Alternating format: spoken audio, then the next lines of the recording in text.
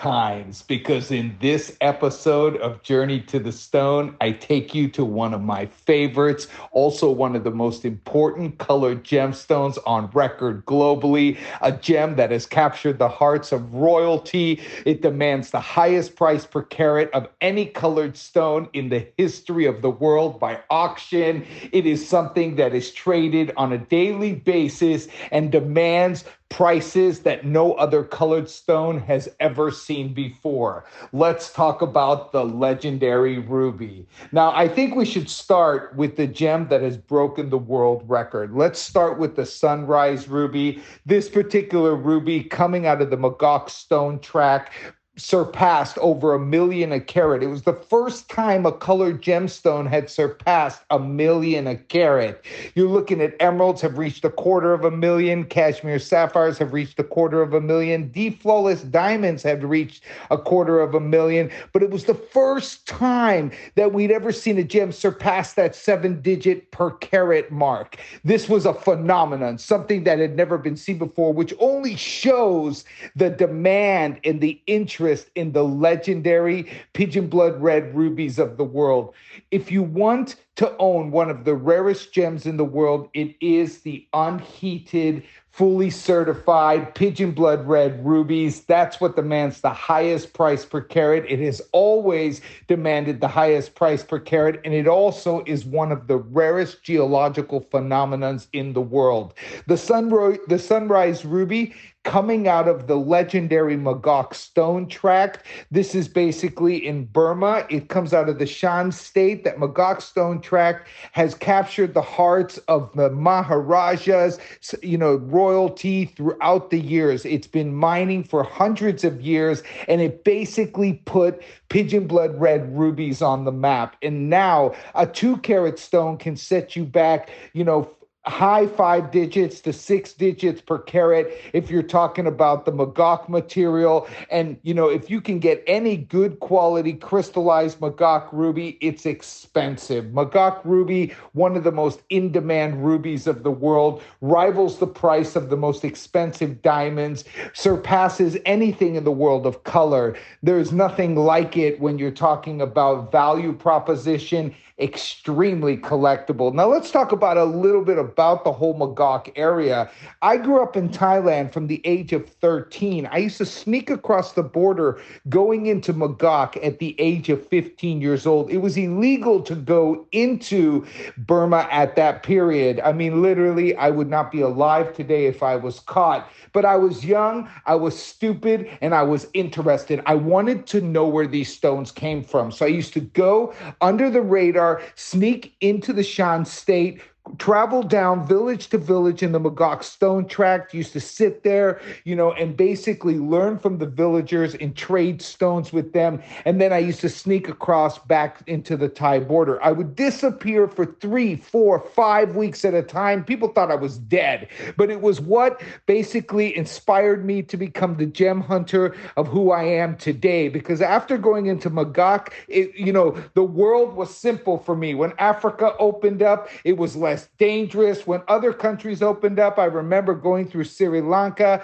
when they had the Tamil rebels, etc. I wasn't even fazed because Burma set the bar so high and was so dangerous that it was basically my education into the world of madness, gem hunting with no fear. That's where it all began. But in that process, I got to learn how these particular pigeon blood red rubies grow within the marble host rock, the high fluorescence within the crystal structure that differentiates them from what was the dominant ruby at the time. At the time, if you look back around 30 odd years ago, the prominent and dominant ruby in the marketplace was the Siam ruby, the Siamese ruby or the Thai ruby that was predominantly mined in Bo Ploy or Nawong. These are the particular locations in mines within Thailand. It was what basically put Chanthaburi, Thailand on the map because the mines were mined within the Chanthaburi region. There was also a spillover of Cambodian ruby that used to basically come into the Thai market as well. also known as Thai ruby, but the Siamese ruby, that particular area dominated the ruby market. So if you were buying rubies in New York or in London, they were most likely at that period in the 80s and 90s, predominantly Siamese rubies. Then these particular pockets dried up. The Burma ruby has always been a very limited mined ruby. And back in the day, it's had a lot of, political turmoil and ups and downs and changes of governments, etc. So it's always been tricky, the Burma ruby. Access has always been limited, and it's never been a large quantity of Burmese rubies being mined. Thai ruby, on the other hand, was the first time they brought in serious mechanized mining. The Thais brought in the machines, they mined out everything they could, and the mines depleted. And that is why today, in current market, there is zero Siam ruby traded at all. There is none out there. There is none in circulation. There is no mining. There is nothing. There is nothing. If you're looking for a 3 or 4 carat Thai, Siamese ruby, it is impossible to find because there is nothing unless it is on someone's finger or in a piece of jewelry somewhere or in someone's safe. So Siamese rubies, a thing of the past. Then basically after the Siamese ruby basically depleted, Africa was the big thing. I remember being in Africa in early 2000, late 1990s to early 2000, and then we started finding rubies in Tanzania. That was a big thing. Tanzania, the first discovery was down in the Songea region. Now, they produce predominantly color change sapphire in Songea, but there was some red rubies that came out of the Songea region, but they tend to have also, very similar to the Siamese counterparts in the Thai area, they tended to have more purple hue to them. They didn't have the vivid red like the material that comes out of Mogok, Burma. So that particular material was, but it had sparkle. It had sparkle. If you like sparkle, Tanzanian ruby popped. Songea was electric. It would pop, it would sparkle, the brilliance was unbelievable. And today, 99, not even 90, I would say 100% of all Songea ruby has been heated with beryllium. This is an additive they add while the heating process is going on. It's a controversial discussion. I mean, Florence doesn't deal with any beryllium stones, but beryllium is just basically an additive that is added within the crucible when they're heating the ruby at 1800 degrees, and it makes that stuff pop. You want to see a gem turn purple to neon red? Add beryllium to it. Very controversial. Some people accept it, some don't. That's a whole different discussion point. I sell a lot of rough that comes out of Tanzania to people who heat this within Thailand and then sell it on to different markets in Turkey, the US. A lot of people use it because there is no sparkle like it. Then the discovery of Windsor. Windsor was actually quite remarkable. The Windsor deposit in Tanzania was very similar to material you saw out of Burma, but not as crystallized. Not as crystallized as the Burmese material. Very rare. Now, don't get me wrong. Every ruby mine has amazing quality. Every single one will have the finest quality ruby. It's just the percentage of how much of it actually is present within that deposit. So Windsor, very short-lived, not a lot of rubies coming out of the deposit, but it was nice to see that red coming into the marketplace to try to make up for the shortfall of the Burmese ruby. Now, Burmese ruby, while this is happening in early 2000, is exponentially increasing in prices. You can see the auctions going for 200,000 a carat, 250 a carat, 300,000 a carat, 350,000, 400,000 a carat. You would think with all the problems in Burma and all the restrictions and all the different, can't import to the US, can't do this, the trade embargoes, yada, yada, yada, that the prices wouldn't increase, but they kept going up. The Chinese used it as portable wealth. They were in the market, they were buying. It was crazy days. Here we go. This is where it all started changing.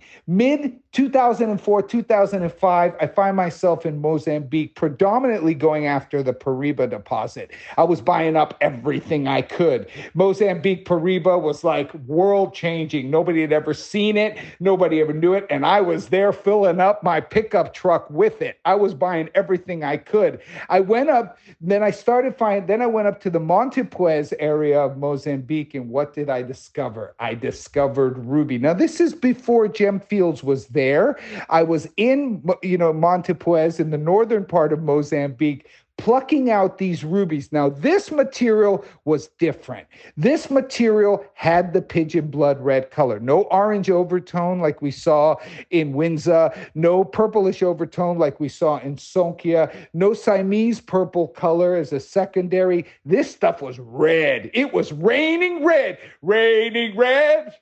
Hallelujah, just raining red. Yeah, yeah. And I stayed there for a year and a half and worked with the locals and bought as much of this Montepuez ruby I could get to sell it into the market in Thailand. And voila, Montepuez ruby, Mozambique ruby was on the map. Now, I trade rough and I trade hundreds and hundreds of kilos of rough. That's my primary business. And what you see at Cap Florence is predominantly the selected, cherry-picked out pieces that I've collected for myself throughout the years of selling rough. So I'll buy 100 kilos, keep 1 gram, and that is what Cap Florence ends up with. And that's why you see these top rare superstones at prices that are outright silly.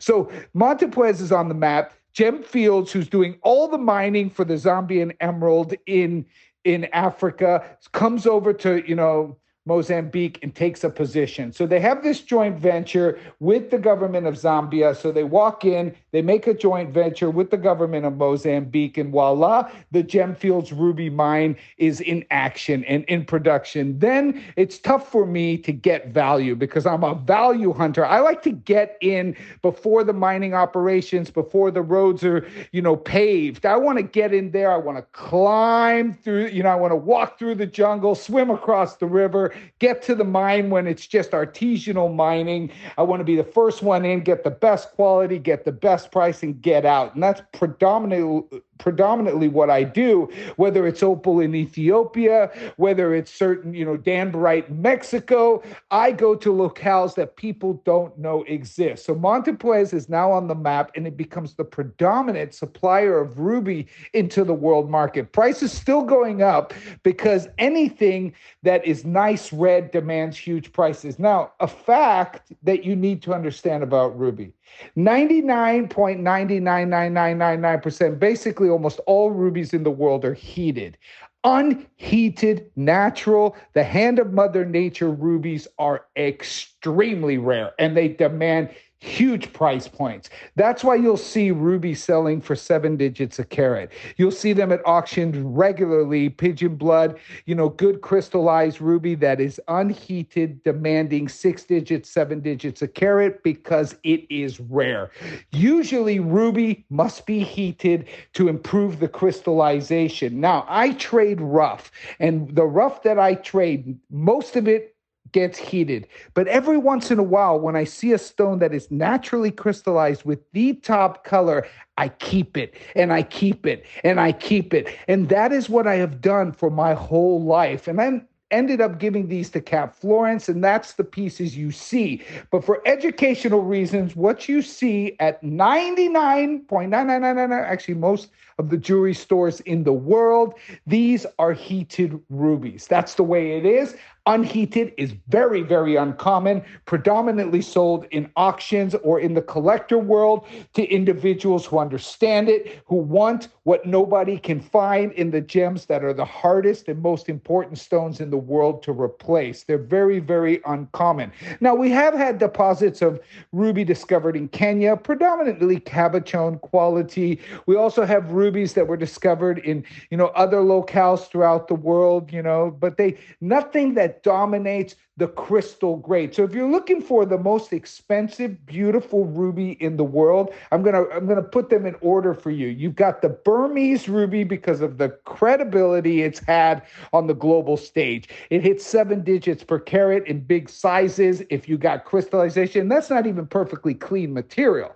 That's not even perfectly clean. That's just nice color, good fluorescence, that type of stuff. I would rank probably the second most important ruby out there is a deposit that most people don't talk about, because most of these rubies, unless you're really working with the top Swiss labs, are identified as Burma anyway, are the Luquen rubies. They also grow in the marble host rock. Luquen is Vietnam, quite close to the locale of the Mogok region. High chromium concentration in the crystal structure, high fluorescence as well, identical to its counterpart in Mogok. Very, very good quality. The prices are pretty much the same when you're buying them in the rough form. They're very expensive in Vietnam, and the quantity is so limited. There's just not a lot out there. Then I would rank probably, you're looking at, the Mozambique ruby. The Mozambique ruby, pigeon blood certified, is always going to demand big dollars. Now, I have some Mozambique rubies that I have gotten throughout the years that I give that term of Jedi to. If they resemble the most important spinels in the world, I'll give them that criteria or that, distinction of Jedi, because they must sparkle and blow your head off. They must pop like crazy. So whenever you see me say Jedi ruby, you can be sure this gem is explosive. It's high fluorescence, it's popping, it's electric, the color is perfect, and it is one of the finest rubies that mine has ever produced, period. Because those are the stones I'm always trying to collect. So I collect 2 distinct varieties, Jedi rubies and pigeon blood red rubies. Pigeon blood because it's always been the go-to. It's more of a vivid color. It's more of a deep color.